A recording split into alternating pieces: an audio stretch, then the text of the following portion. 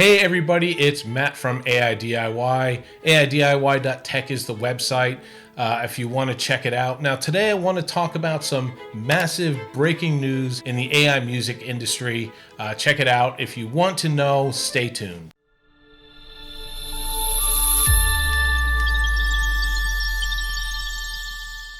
Cool. So this is one of the few shows I'm going to have with sort of no notes because I've just been reading it. And I just want to jam for a second. So when people talk about, Bitcoin or major investments or, what they're going to invest in, the big players talk about what's called macroeconomics or what's happening on a global scale and how that impacts financial markets, the futures and all that stuff. I didn't really have a real great grip on that until, I don't know, last year or the year before or something like that, where that sort of became interesting to me. But you can sort of look at a lot of things in the term of macroeconomics. In this case, Timbaland and Sony, Universal Music and all that with their lawsuit with Suno and Udio has sort of come all at once. And it could be driving the landscape forward in a big way in ways that we don't really understand at this point. Now, I'll just go into that a little bit. We'll start off with the lawsuit first, which I will talk about in a separate video. I want to break it down even more, but I'm just going to quickly glance on it because these two things that I'm about to talk about, I think together when you look at it, and especially how they've happened so close together, are going to have a massive impact what's going on for the future of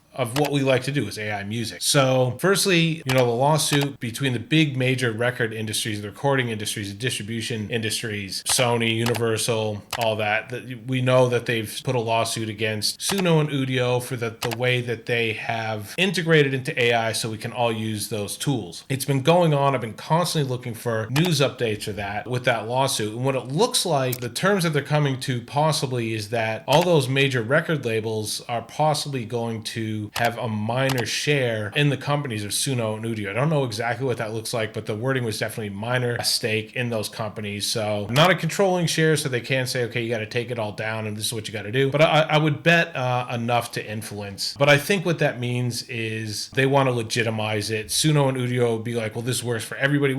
From a monetary platform, it works for them. More to come on that. Then you go Timbaland, who recently announced his new platform for AI musicians, Stage Zero, which I thought meant, oh, good, that is fantastic news for us AI artists that are putting stuff out. He's going to pick the best of the best and promote them like a record label. And I'm not saying that won't happen. It just doesn't seem to be what I'm picking up from this. What it was is he, to me, created a persona called Tata and is using that platform of Stage Zero to promote that. So how I think these work together in sort of macro sort of way, influencing is, I think there's a very strong possibility that's not going to work out well. It was very open for us in the Wild West for us as regular people to do whatever we want with the possibility of getting noticed. First of all, I think like for us, the sub fees will probably go up and it'll probably go up substantially. And I think we probably all were pretty much figuring that was going to happen. I mean, $10 a month, and it's even less per month if you subscribe for a whole year as far as Suno. I think we probably thought that was pretty cheap. But that being said, with them being into it, the licensing might change. What's too close to something that exists sounds, they might have a little bit of control over it. I think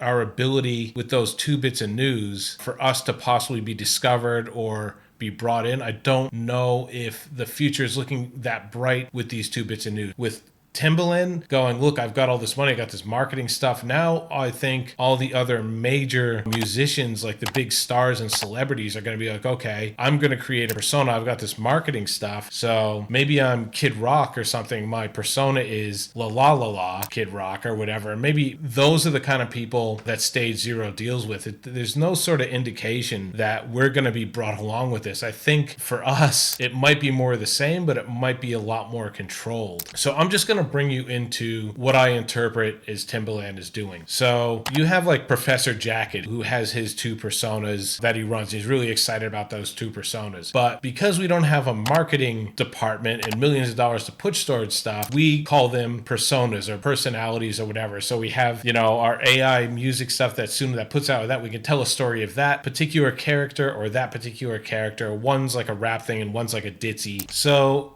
Timbaland is doing the same thing that we are, but with more clever words in my interpretation. Let me just read this. So Tata is his avatar that he's running with, his persona that he created actually in Suno, according to him. She is not an avatar. She's not a character. Tata is a living, learning, autonomous music artist built with AI. She's an avatar. She's basically the same thing that Professor Jacket does with his stuff, right? But we know that, and we have to know not to assume that everybody knows what we know. So, we know how to market within ourselves of personas and things. We kind of hope that can get on to the wider scope of people that listen to music. But, Timbaland already has that. So he can come up with words like, she's not an avatar, she's not a character, she's a living, learning, autonomous music artist built with AI. So people not in the know like we are going to be like, oh, that's amazing. That sounds like an amazing thing. They're not going to say, oh, you mean like a Suno persona? Regardless, I don't see Timbaland pulling us into that. I very much think this is for him. I don't think he's doing this with any benefit for us. Not at this stage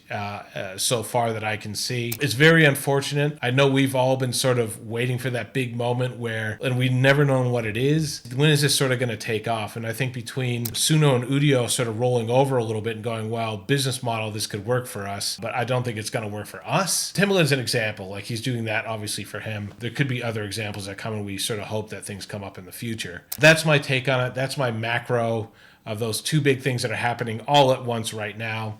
And that's how I see things. I don't think it's a bleak outlook. I don't know exactly. And Suno and Udio haven't sort of jumped on board with that lawsuit thing and with that stake. I'd imagine they would. I can't imagine why they wouldn't. Business model wise, it doesn't almost make sense to me why they wouldn't. They're going to end the lawsuit and get some more money and have the whole thing, and not even lose a major share. I hope you enjoyed that. Please, if you see things other than the way I see things, put that in the comments down below. If I've completely missed something, Timbaland, if you're out there and I'm misrepresenting you, please let me know. This is my takeaway. I have a blog article attached to it as well that I sort of go into more into yours. But that's my take. So this is AIDIY. AIDIY.tech is the website. To submit your songs for my top 5 weekly review, go ahead to the website, AIDIY.tech/contact, and you can do that. So thanks for tuning in, and we'll see you next time.